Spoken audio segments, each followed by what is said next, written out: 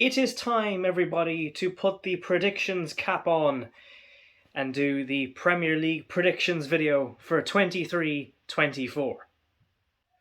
For those of you who have watched my previous Premier League predictions video and is wondering where the reaction to that one is, it's coming. In fact, it's actually being recorded straight after this video, so stay tuned for that. But yeah, today we're going to look through all 20 Premier League teams, and I'm going to give my opinion on who's going to finish where.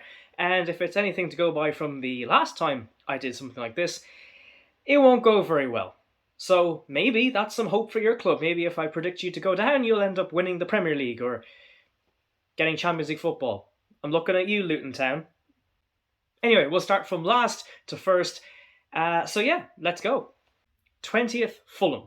Now this is a bit of a strange prediction because Fulham did not just well, very well last season. In fact, they got 10th, the top half of the table, and now I'm predicting them to go down.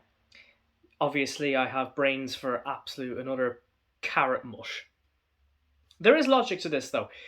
Fulham haven't made that many signings this season, and let's be honest, these one-off Premier League, straight up from the Championship results, they happen. These one-off things happen, and the next season they'll get relegated. I'm not thinking this of like a second season syndrome sort of thing. I'm just looking at the people around them, the likes of Burnley, who have a point to prove, the likes of Luton Town, who have a point to prove. Kind of like the way that Fulham had a point to prove last season. I just think the competition this year for the relegation zone is going to be an awful lot tighter than what last year's was. So yeah, Fulham, I'm sorry, but bottom of the league for you, back down to the Championship zone. 19th, Sheffield United. So again, very similar to Fulham with this one, except these guys are straight up and I'm expecting them to go straight back down again. Look, I like John Egan and everybody at Sheffield, and I would actually prefer if the Blades stayed up, but yeah, I just can't see it again, that competition. And look, my predictions could be totally wrong here, but yeah, I'm just... The competition, the amount of players they have, the standard of players they have, yeah, okay, fine, Sander Berge and all these players have stuck with them throughout the Championship, but I'm just not expecting them to do very much. 18th, Bournemouth.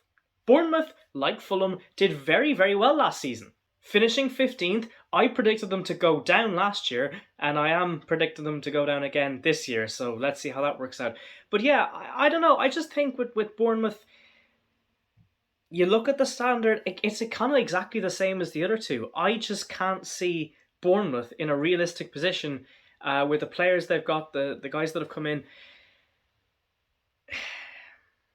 I don't know. I don't know what to make of Bournemouth. I can't see them pushing on, and I can't see them staying where they are. So the only logical thing is for them to slip up, second season syndrome to hit, and to go back down again. So sorry, Bournemouth fans.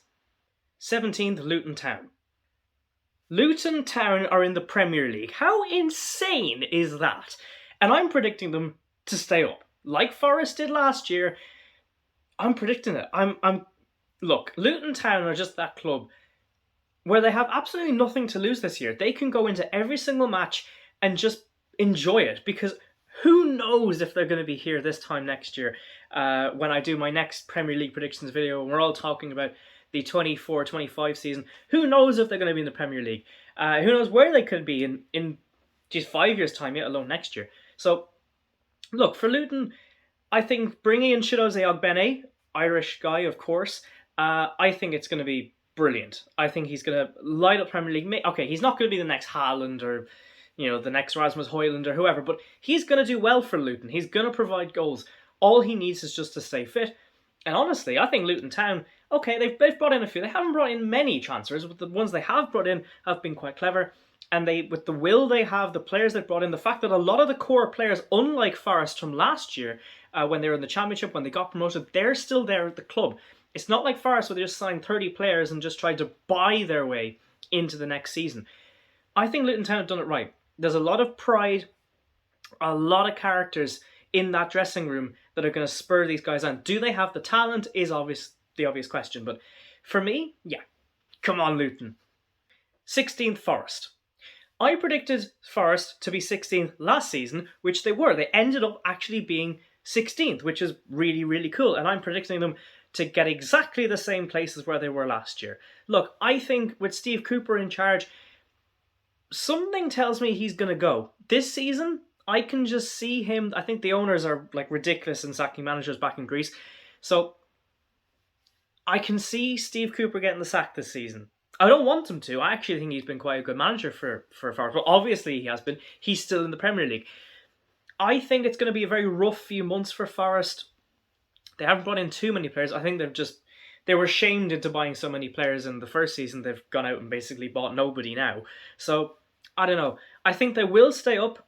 They'll definitely get more ahead of Luton anyway. But yeah, 16, no real progression, but through to the next year. 15th, Burnley. Vincent Kompany is back in the Premier League. That is what everybody's talking about. Everybody's hyping him up. And I'm going to jump on that bandwagon. Yeah, I am. I've looked at the players Burnley have brought through. Burnley, of all, the Sean Dyche ball era, are now playing pretty football. That just hurts my brain. Even my predictions cap is, pretty amazed by that. But Vincent Kompany has done such a good job after coming in, getting them all the way up to promotion.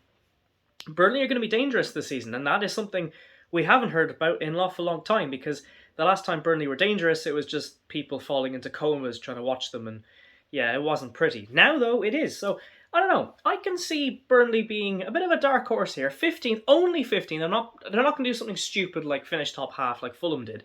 But yeah, solid, dependable. There will be some nice goals. Maybe even a goal in of the month there for somebody. But yeah, Vincent Kompany, good luck. 14th, Palace. Palace finished 11th last season, which is not bad. They usually finish 12th. That's their thing. But I'm predicting them to go back. Listen, Roy Hodgson is a great manager, but he's without Wilfried Zaha. And that's it, honestly. Zaha has been such a creative, inspirational spark for that team. They've also lost a few other players. Okay, yeah, the likes of Eberechi Eze will carry them. They won't get relegated or anything like that. I just don't see them progressing when there's such high talent, high competition, the likes of Villa, Brighton, Brentford in that kind of battling out for the top half. So yeah, I can't see them breaking into it, and the only other thing is a slide, and that's exactly what I'm expecting from Palace. 13th, Wolves. Sporting Club de Wolves, my favourite Portuguese team. No, sorry, that's not right. It's just Wolverhampton Wanderers. They've lost Raul Jimenez, which I am a little bit surprised about selling, but again, since I actually watched that game where he got that really bad, nasty skull break, and yeah, he's never been the same player since. Fitness more than anything, but yeah, it's weird that they sold him to Fulham, but look, Wolves are fine. They're not going to get relegated. They're, nothing silly like that. I looked at the players they've brought in. Clever Challenges, you can go see them for yourselves on Transfer Market or anywhere like there. But yeah, I'm expecting Wolves to be okay. Nothing special. Ever since Nuno Espirito Santo left, they've just never been the same. Bringing Matt Doherty in, though, on a free transfer from Atletico Madrid, after selling him for £16 million, is a genius move.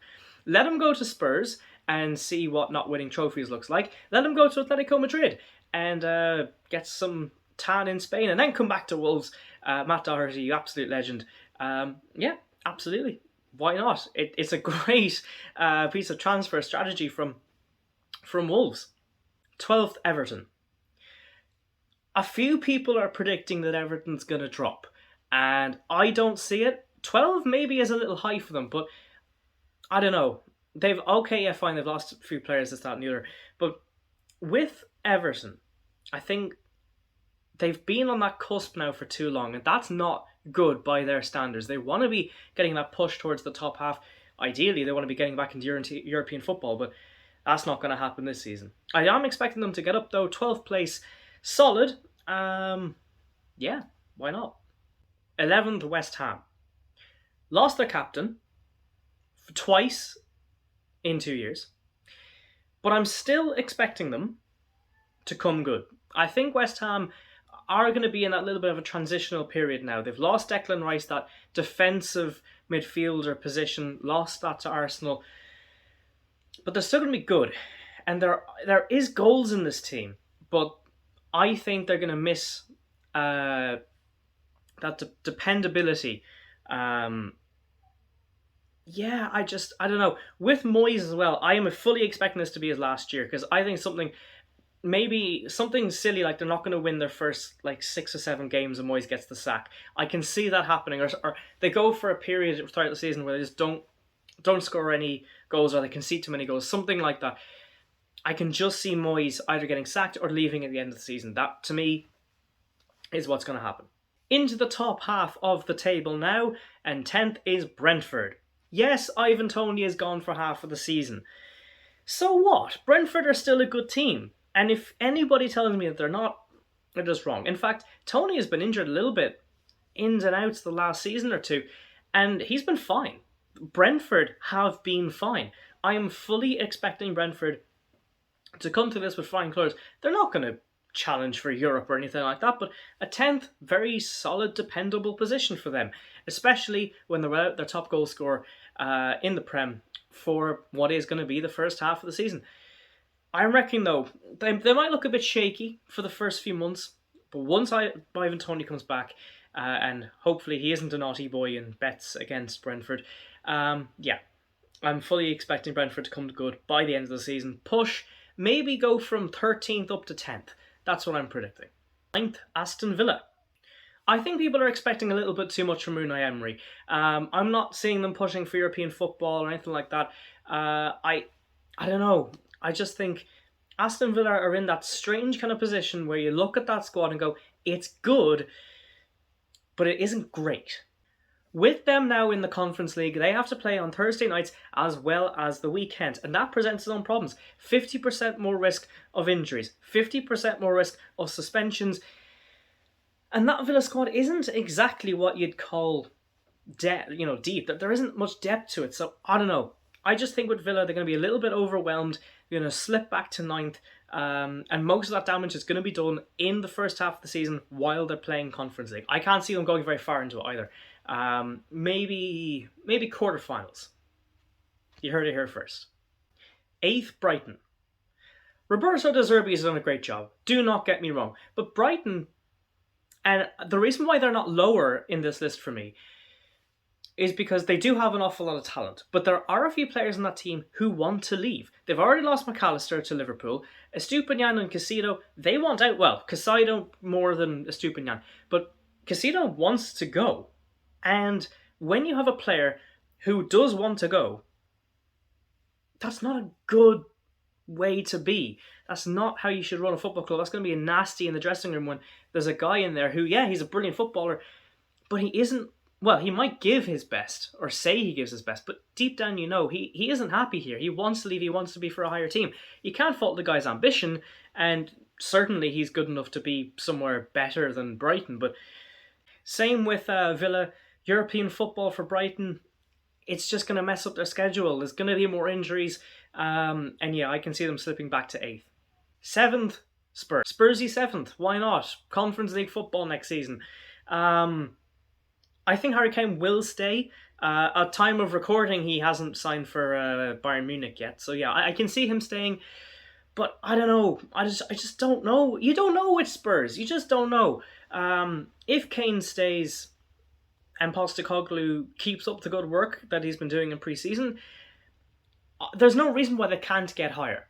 But for me, the squad that Spurs have versus the squad of the rest of the teams in the Prem, it's not good enough. It's not good enough. So yeah, 7th. 6th, Newcastle. There are going to be a lot of angry Newcastle fans in the comments saying, why? Why 6th? Why Europa League? Well, here's why. You're in the Champions League. That is the problem right there. Newcastle have some great players. Bringing in Sandro Tonali, well, great buy, first of all. Whether he's going to be happy in Newcastle, training in the wet and cold and rain, no, probably not. Great acquisition, though, for Newcastle, sure. But like I've said with the previous few teams, more games equals more possibility of injuries, more possibility of suspensions, and that momentum and focus, that mental focus that they would have had last season, I can see just slipping slightly. I think this season they're going to learn what it's going to take to be an elite level team, to be a Man City, to be a Liverpool of this world. Because again, let's face it, guys, they're only a few years into this ascendancy.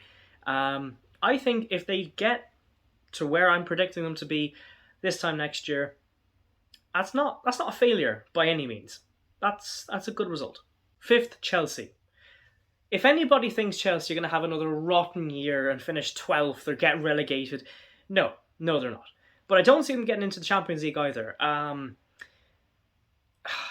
No European football means they can concentrate, but it also means that Pochettino can work his magic, can actually sit down and get to know these players. They don't have to play in the Champions League and go over all around Europe playing games. They can just stay in London and get to know each other. Go on a few team bonding exercises and actually get to know each other, because, and a bit that would have already happened, let's be honest.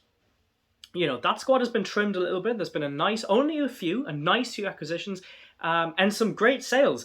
Kalidou Koulibaly to Saudi, Kai Havertz to Saudi, Mason Mount to Manchester United. Money is being raised. They've brought a few smart transfers in, and I think once there's a few more departures, 1 or 2 more, just to clear some of the deadwood, some players they don't necessarily need. Once all that's done, this is going to be a nice Chelsea group. Maybe not this season, maybe not even next season, but Chelsea, with the players they have, there's an immense amount of talent there. They will come good. They will be dangerous, but just not right now. 4th, Liverpool. Yep, Liverpool back in the Champions League. I'm not sure. Also, by the way, guys, Europa League is in Dublin. Europa League finals in Dublin this year. So that might be cool to get to. Will you be watching Liverpool in the final? Well, possibly, but will Jurgen Klopp really give a about the Europa League? Probably not. A trophy's a trophy, I guess, but yeah, I don't know. Considering they were just in the Champions League final like 2 seasons ago, nah, I can't see them really caring too much. They probably will win it, but they're too good of a squad for Europa League. Let's just be honest. Some great signings though from Liverpool this season. So yeah, I'm predicting 4th. They could get to 3rd. If they get to 3rd, I will not be surprised. But I'm just going to put them 4th because of the next team. 3rd, Arsenal.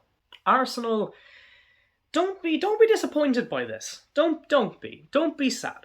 You guys have had a great summer. You've won the Community Shield. I mean, cool. You didn't play extra time, but sure, cool. I don't know with Arsenal. It's hard to tell. I don't think they're going to replicate their title bid challenge like they did or had last season. But they're gonna make more progress, I think. Here's the thing about this Arsenal group. A lot of them are going to be hurting, obviously, that they lost the Premier League challenge race. But at the same time, now they know what they need to do. They can start teaching some of the guys who've been brought in.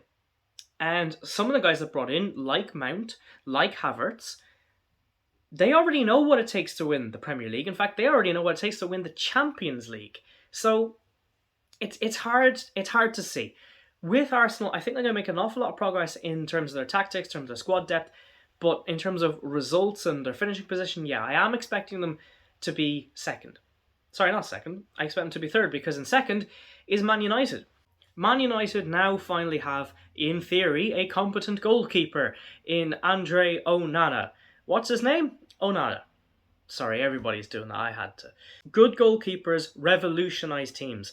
And everybody's been saying it about Onana, but I think it is going to be true. Maybe not off the start, maybe not straight out the bat, but yeah, he will come good, absolutely. Onana is a great keeper. Is he on the Ederson, Alisson level? Yeah, I think he is. Maybe a slight bit less, because he hasn't proven himself, I guess. But, he was an Inter. He was in the final of a Champions League literally just last season, so maybe read into that of what you will. But anyway, Manchester United have some great acquisitions. They got rid of a bit of the deadwood.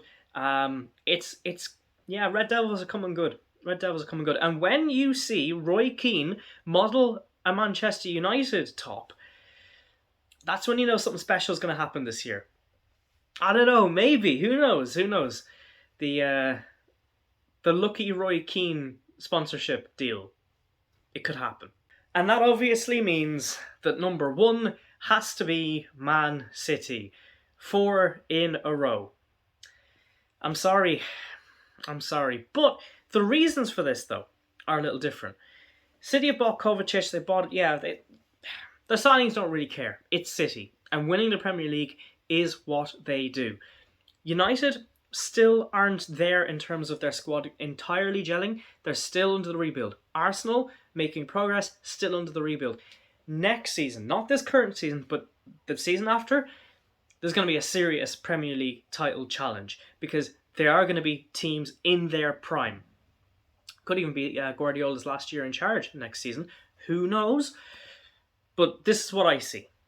I see Man City winning this league, sadly, but I don't see them winning the Champions League. And I'm going to give my predictions to that in a few weeks' time. But that is it, ladies and gentlemen. Thank you all so much for watching. Let me know what you think of my predictions. Are they sane? Are they in any way decent? Do you agree with any of them? Do you not agree with any of them? Let me know. And do you like my jerseys in the background? I quite like them too. This one is from my recent trip. And if you guys want to watch more Canada Talk episodes, you can. There's a playlist in playlists that you can go watch. And there will be some more brand new episodes of Canada Talk coming very, very soon. Until then, guys, though, thank you all so much for watching. And we will see you in a little bit. Take care and goodbye.